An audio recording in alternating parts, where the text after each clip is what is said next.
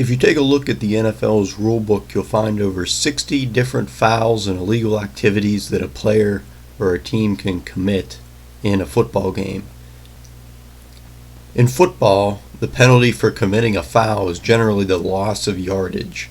Sometimes it'll be marked off from where the foul has been committed, but other times it'll be from the line of scrimmage, where the line of scrimmage was on the previous play. So in this video, I want to take a look at how that system works for calling and enforcing penalties.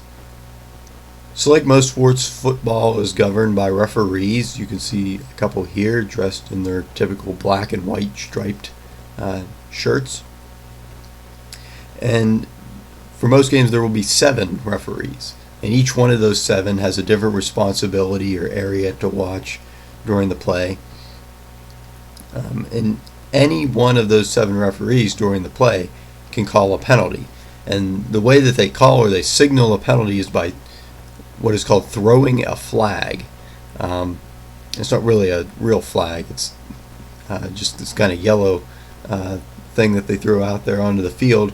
And they do this, it's actually a pretty simple way to signal to everybody, to the players, to the fans, and to the other referees that they have called a foul. So it would be easier than just yelling or holding their hand up.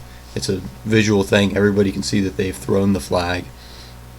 And so then the referees would get together after the play and they would alert the head referee, who is usually wearing a white hat. You can see this guy here.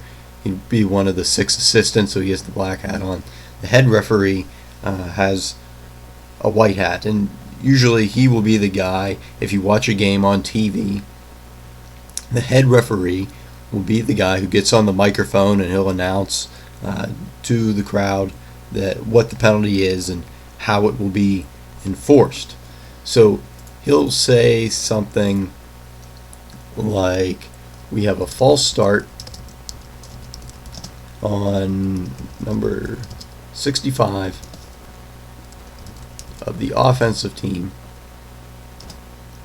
It'll be a 5-yard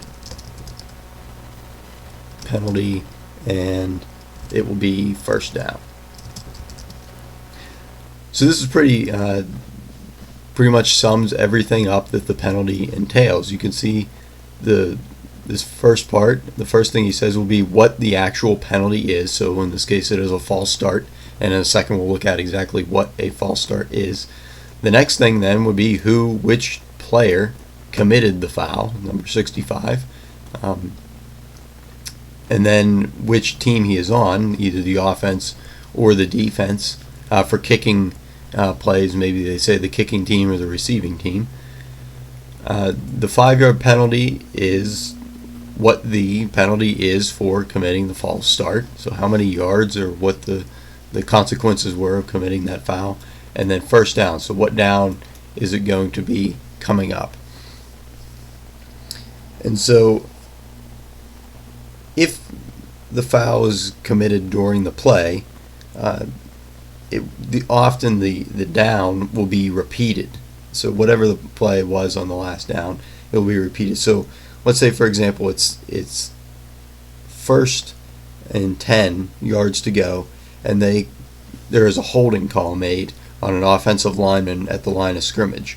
So the foul for that, after the referee throws his flag, the foul for that, or the penalty for that foul, will be that the offense is penalized 10 yards, and so the line of scrimmage will be moved back 10 yards, and then they'll repeat that down, so it'll be 1st and 20. So say our line of scrimmage was on the 40-yard line, and there was a holding call made on that line of scrimmage. Remember, it'd be 1st and 10, say, going this way, so our first down would be about on the 50, and there's that holding call made on the line of scrimmage, and so then the penalty for holding is 10 yards.